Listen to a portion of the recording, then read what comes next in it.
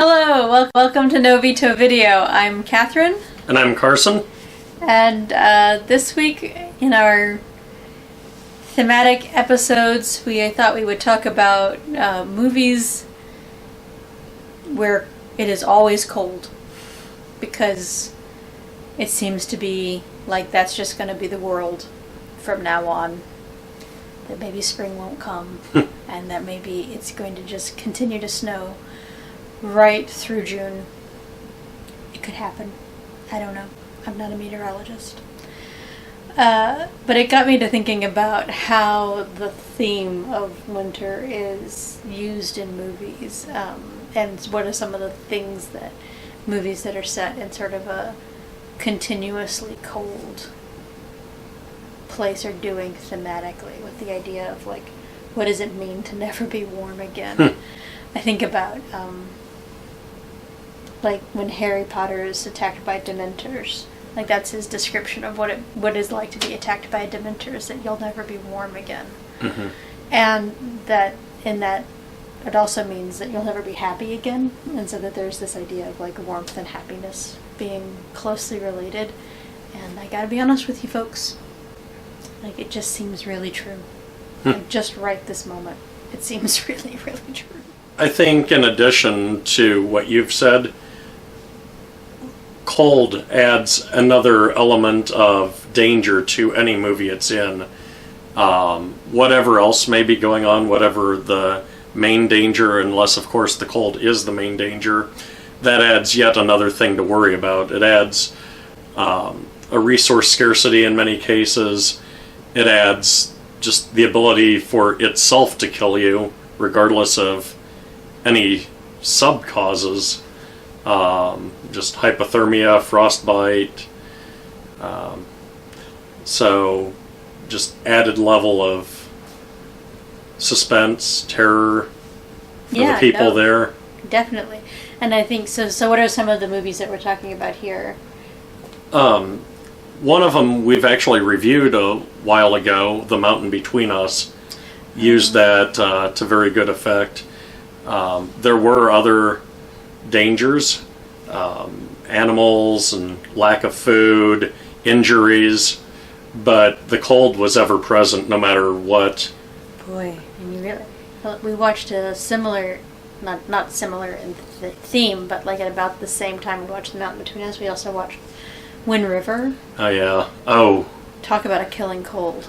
Like that. Yeah, like 2 weeks apart we watched them. Man, it was so cold. But so we're also talking about like older movies like Day After Tomorrow or The Thing. The 1982 Thing is one of my favorite movies.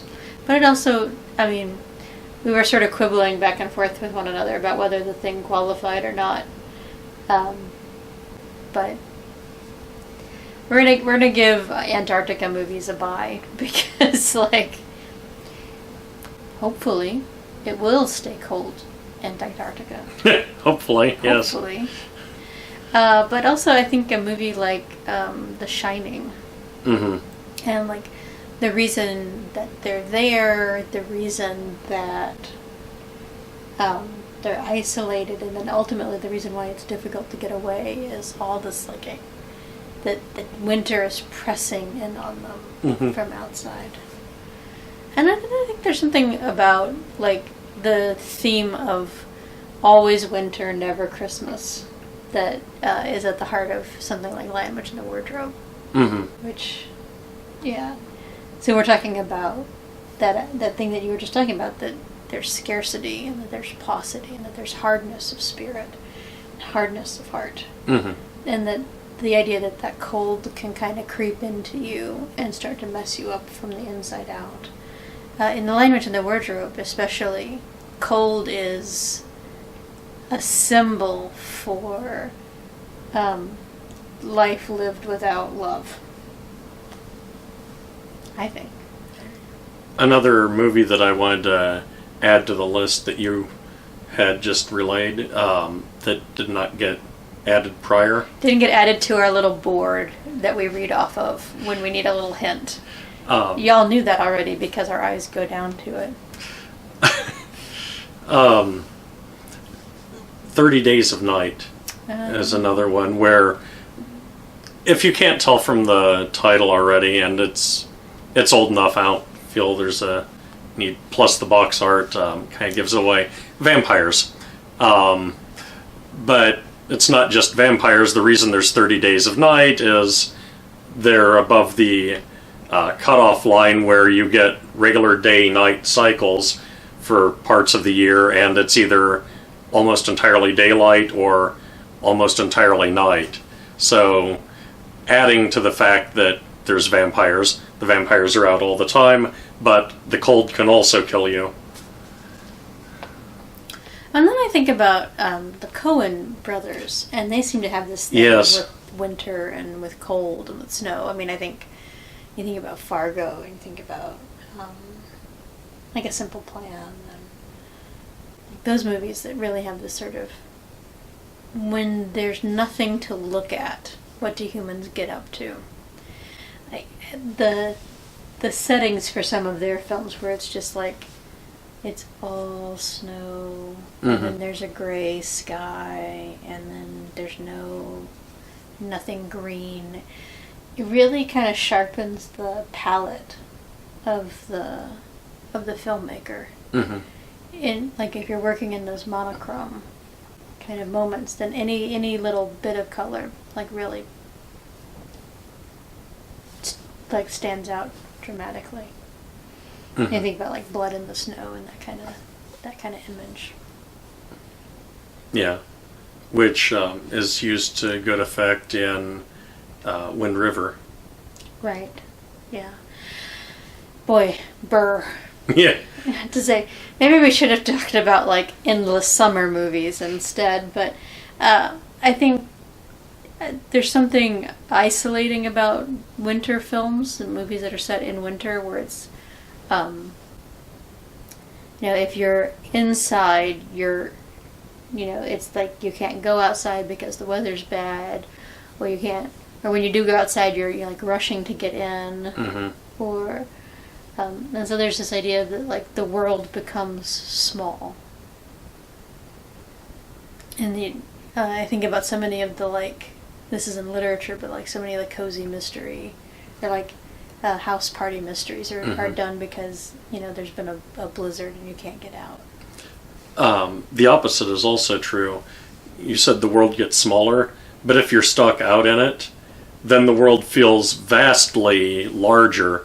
It takes forever trudging through a foot of snow to get somewhere safe, or in some of the movies we mentioned, you can't even see structures either because of the distance or because of a blizzard, and you just nowhere feels safe.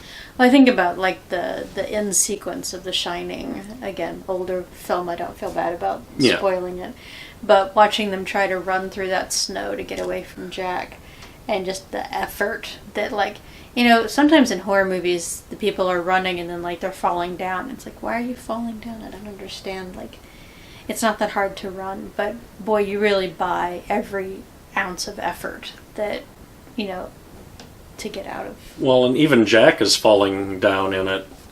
I mean, it's not just a danger for his family, it's a danger for him as well.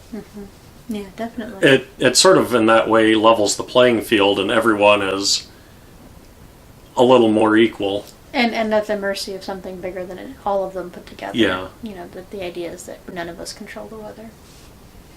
Unless you're Elsa. Which kind of like is a different kind of always winter sort of person.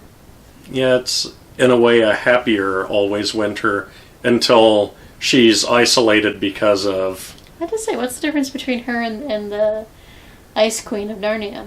She enjoys winter. No. The cold never bothered her. Yeah, well. But she doesn't want to build a snowman. That's true. So we're talking about the movie Frozen. Yes. She does appreciate aspects of the winter, though. I think so, yeah, maybe. Because it makes other people happy in moderation. But I think it's and she sees that. It's a powerful symbol of her isolation. It's a powerful symbol of, like, I can't be with other people. I can't be in relationship. Yeah. That I'm sort of frozen out. And that, like, this, I was gonna share something, but that really is a spoiler, so never mind. Winter movies that you shouldn't watch. Jack Frost. Don't watch Jack Frost about the killer snowman. Nothing I can say would be a spoiler, because the movie is just so bad, the whole thing is spoiled. I watched it once. I'm never showing it to you for a no veto video. Thank you. I appreciate that. It was recommended to me by a friend, and yeah. No good? No good. I mean, maybe if... No, you couldn't even turn it into a drinking game. No, it's just... Don't watch it. You know, I think maybe the last Always Winter... I mean, it's not really winter even, but it... I was thinking about Joe versus the Volcano. And the world that he's in before he leaves on his trip. Mm-hmm. So the world of the factory, the world of the office, the world of the, like, opening sequence. It's rainy, it's nasty. Honestly, rainy and nasty is kind of like what winter was where I grew up. Like, we didn't have snow really so much, but you'd have like an icy, rainy nastiness that just would kind of grind you down and wear you out. And that sensation is really what you can see Tom Hanks kind of giving life to in that opening sequence. Mm-hmm. And for my money, that feels like winter to me, although I can't say for certain what it was like. But I hope you guys are staying warm, and I hope that maybe some of this talk about being stuck in winter and what maybe sometimes filmmakers are using winter to talk about is interesting to you. Home Alone also uses winter as not just the backdrop for the story, but... God, Home Alone. But some of the things that happened wouldn't work unless it was in winter. So I have this problem with Home Alone. And there are lots of problems, but... No, I mean, it's a good film, but I have trouble watching slapstick anything. Yeah. Because it just looks... like it's not funny when people are getting hurt, to me. And so the pranks that Kevin pulls in Home Alone just... like, no, I'm sorry. Like, if it makes you feel better, they wouldn't have felt it. That kid needs to be put away. Yeah, because they would have died. Died instantly from some of them, yes. So I recommend checking out the episode of the podcast Sawbones that talks about all the injuries that the bandits get. Or the Mythbusters episode where they do a similar thing. Yeah. So, yeah, both those. And then maybe you'll see how that film isn't funny anymore. Okay. All right. You may have noticed we're okay with suspending disbelief in different aspects of movies. There are differing things that neither of us can suspend our disbelief on. All right. So, yes. What's coming up next? Keeping with our winter theme, our always winter theme, or endless winter theme if you prefer, The Colony from 2013. There's other things going on, but as we mentioned earlier, winter is a backdrop that makes everything more dangerous in many movies. Okay. And where can the good folks find it? Unfortunately, it seems to have disappeared off of most services. Hulu still seems to have it. Netflix used to. They may again by the time you watch this episode. Your local public library. Your local public library may. But at this time, Netflix did not. Amazon Prime did not, unless you want to pay to rent it. Screambox no longer had it. Okay, so if you'd like to watch along, check that out on Hulu.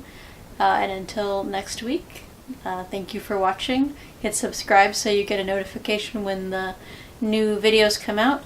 Let us know down below what you're thinking about, and we'll catch up with you guys again next week. Bye. Goodbye.